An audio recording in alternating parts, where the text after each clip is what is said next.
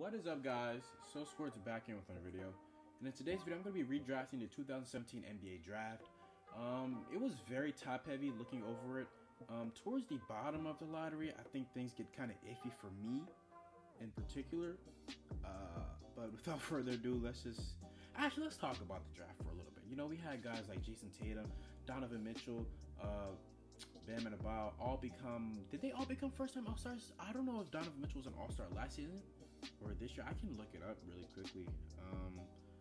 Honestly, Donovan Mitchell, I think he was definitely a first-time All-Star this year.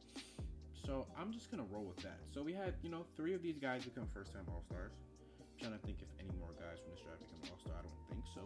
Off the top of my head, yes, he became a first-time All-Star. But either way, very, very good draft. I really do like this draft. Let's just go right into it. I'm trying to make this quick for you guys. Number 1 overall pick, obviously, Jayson Tatum. He's going to go number 1. This guy looks like he's going to become a superstar in upcoming years. And having this young core of Tatum, Ben, and Embiid, man, what could have been, dude? That young core they would took the league by storm for many, many years to come. I mean, you think they all, I feel like they all, gel with each other and correspond with each other. You got the playmaking abilities of Ben Simmons in the defense. You got the posterior offensive threat, or the post player, the paint beast, if you guys are 2K heads, and Joel Embiid, and you got the offensive threat, the 3-level scorer, and Jayson Tatum. That would have been beautiful to watch, man. And I think, this is a consensus number 1. Man, that team would have been nice. That team would have been excellent. The Lakers, number 2, they're going to take Donovan Mitchell.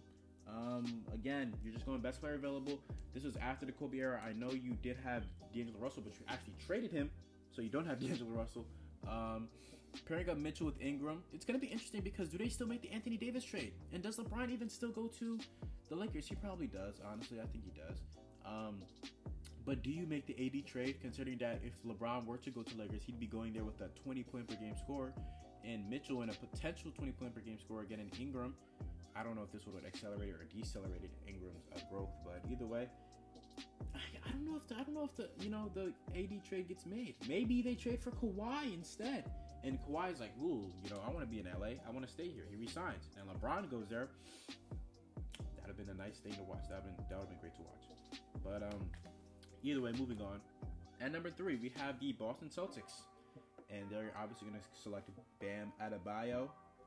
Again, I'd probably say he's the second best player of this draft. I think he's better than Mitchell. I understand they do have Al Horford, but as we know now, 2 years later, I think this is 2 years later, right? Or is this 3 years? I think now this would be the 3rd season that he would be playing, because you have the 17. Yeah. This would be the 3rd season. Horford's gone. He left. And concerning Bam, similar to in Miami, he played behind Hassan Whiteside for 2 seasons before becoming the full-time center this year. I think something similar would happen again this year, and he'd be an all-star. Again, alongside, he'd have Jaylen Brown alongside him. Maybe they still sign. Maybe, they don't trade Kyrie. I don't know. Maybe because Kyrie is not there with Jayson Tatum, who needs the ball in his hand. I have no idea what would happen, but still, Bam goes 3. I think this top 3 is pretty obvious. I think that's probably consensus, in my opinion. Number 4, though, Suns, they take De'Aaron Fox, getting that point guard of the future. They've been in search for that for a long time now. I think here they took Josh Jackson. Man, what a not so good pick that turned out to be. But I think, De'Aaron Fox right here makes a lot of sense. Obviously, him and Booker should, lead this team to big heights for many, many years to come. And I think they complement each other well, too, because, De'Aaron Fox isn't a big, offensive player. He's not a big usage guy. And that was one of the main reasons as to why the Suns did not want to take someone like a Luka Doncic, which, turns out that's probably going to bite them, in the rear for many, many, many, many, many years to come. Either way, though, moving on, number 5, the Kings. Who do they take here? This is when things start to get tough for me personally, because there are a lot of ways that, a team like the Kings could go. I say they probably go for like Lauri Markkanen. In my opinion, you traded for Buddy Hield. Of course, you did want a point guard in this draft, but I feel like you pass up on a guy like Ball to take Lauri. Now, I know Lauri did regress this season, but I feel like that has more to do with the coaching staff and the team around him than it does have to do with him specifically. And he has dealt with injuries in his career too, so those 2 concerns. And he's not a very good defender. I'm kind of talking myself out of this pick at this point, but his offensive threat, I feel like outweighs the positive outweigh the negatives. You know, he's a great shooter. Nice score, and if he can just use his body to his advantage, he's like 7 foot, like 250, I think, or something like that. Post up, Laurie. Like, oh my goodness, stop being such a perimeter guy. You feel me? What is he? He is, I think, did I say he's 240? 7 foot 240 power forward. More post ups. I want to see that. And he still has that 3-point shooting in his arsenal. I think he'll have a good career. Moving on to number 60, Magic. This was another toughie. I don't know where they'd go right here, but I said they'd take Lonzo Ball. They've been in search for a point guard, and I know at this time in particular they had like DJ Augustine and Elfrid Payton, but I think these were their last seasons respectively playing for those respective teams. If I'm not mistaken, I think Elfrid Payton maybe played one more season, but Lonzo, he was amazing in college. His start to his career has not been the best, but he's dealt with injuries. Being in LA, he had to play alongside, Brandon Ingram and Julius Randle. Was he on the team? I think he was. I'm not too sure.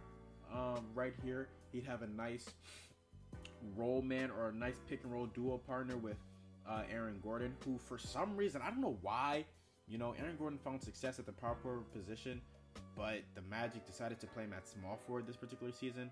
And then the following season, when he returned back to power forward, he had his best season of his career.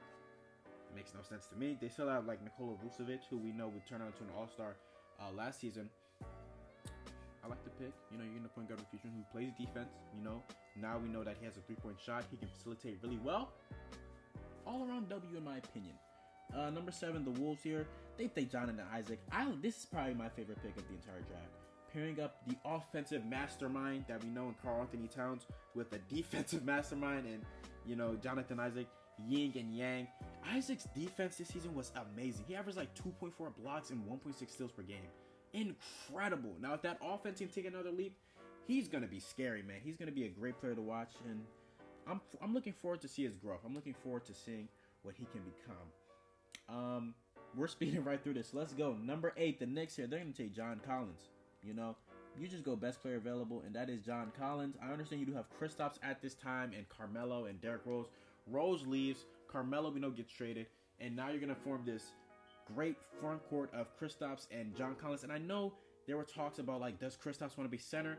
But, like, in, like, February, I think it was late February, like, a little bit after, or, yeah, just after the All-Star break, he was like, oh, he likes to play more center now because he gets more involved in the game plan. I think he said like when he plays power forward, he can only like pick and pop and stuff, but like when he plays center, he can pick and pop and pick and roll.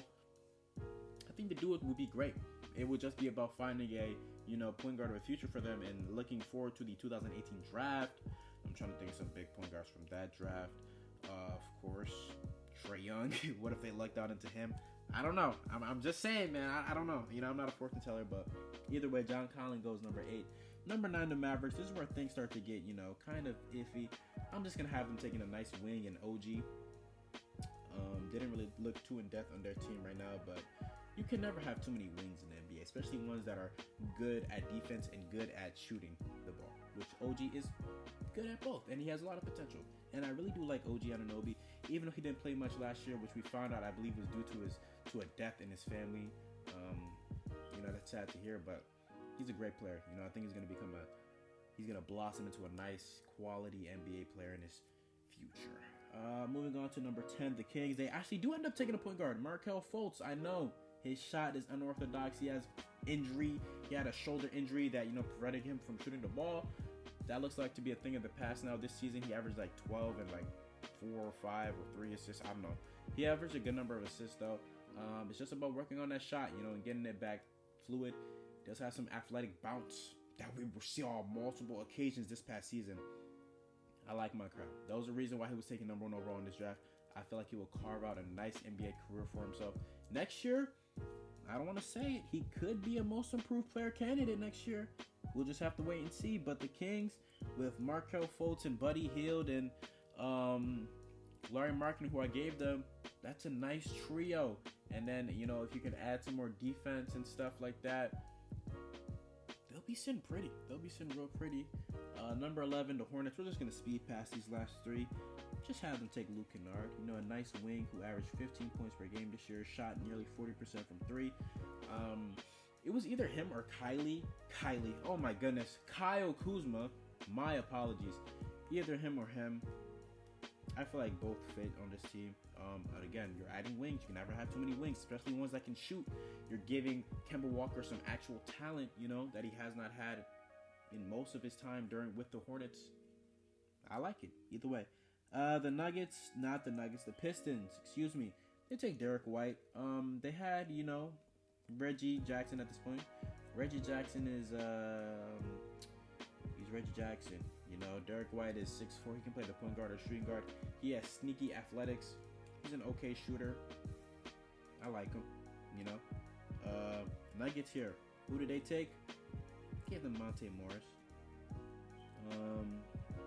Because they did end up signing, you know, Paul Millsap instead of going to the offseason. I just didn't really think, you know, power forward was a need. I would probably give them Kyle Kuzma, but him and Jokic, I don't know defensively how that would have fit. Probably not good. Probably not good. And the last pick in the lottery. Where else? Who else but Kyle Kuzma, man? Kyle Kuzma. I know, you know, there's stuff said about Kyle Kuzma. He's not good or whatever. He's overrated. But when he's actually started this year, he's actually played really well. You know, it's just the fact that he's coming off the bench. He has an awkward fit with this Lakers team. And what better place for Kyle Kuzma to play than in a 305 in South Beach, you know, with all the ladies and, you know, in Miami and stuff. In Miami at this time, their power forward position was pretty bad. I think it was like Derek Williams and like Josh McRoberts. You know, it just was not good. You know, so power forward of the future for them or whatever. That's gonna do it for my redraft. Tell me what you guys would change. You know, what's some things you guys would do different. You can let me know down in the comments. You know, we're on the road to 70 subs. You know, we're almost there. I think we're like 6 subs away at this point, or 7. Either way, you know, subscribe if you enjoy my content. You know, I'd be greatly appreciated. Please like and sub and share with your friends too. And yeah, that's gonna do it for me, guys. Show sports and I'm out. Peace.